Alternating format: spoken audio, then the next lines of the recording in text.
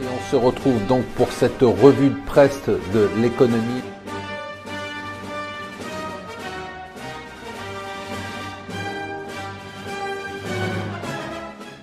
Bonjour et bienvenue sur Mon Financier pour la revue de presse de l'Écho. Nous sommes le mercredi 17 mai. Bon, la nouvelle du jour, vous la connaissez, c'est le report de la nomination des ministres et du gouvernement. Ça sera cet après-midi. Alors vous avez deux versions. Ceux qui vous disent c'est génial parce qu'on vérifie la situation patrimoniale et fiscale des candidats et donc on n'aura pas des couacs à la Cahuzac ou Thévenoud.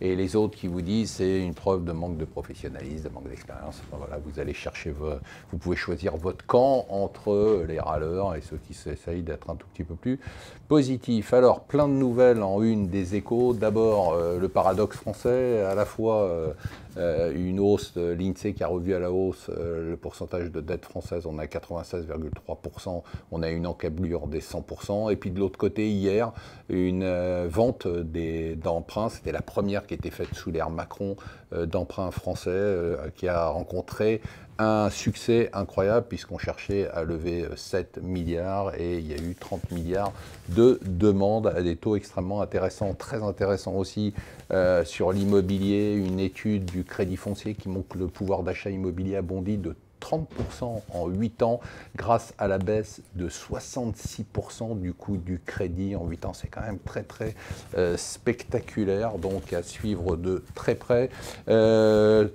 C'était il y a 20 ans, jour pour jour, Amazon qui rentrait en bourse.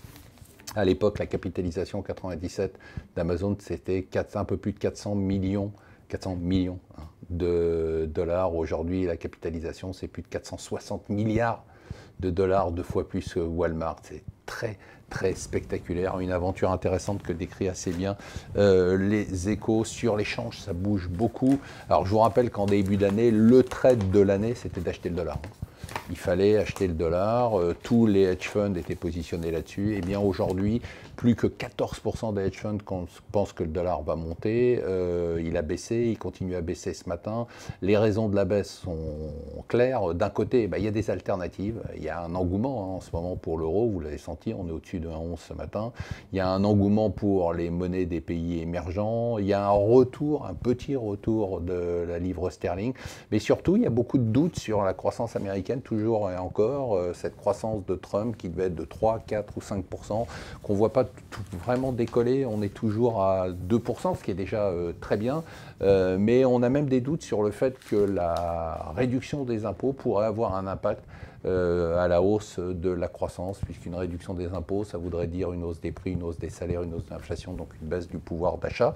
Et enfin, la raison de la baisse du dollar, c'est Trump lui-même. Il y a quand même des doutes sur Trump. Trump, en première page de tous les journaux, qui affirme qu'il avait tout à fait le droit de donner des informations confidentielles sur des risques d'attentats de l'État islamique au ministre des Affaires étrangères russe.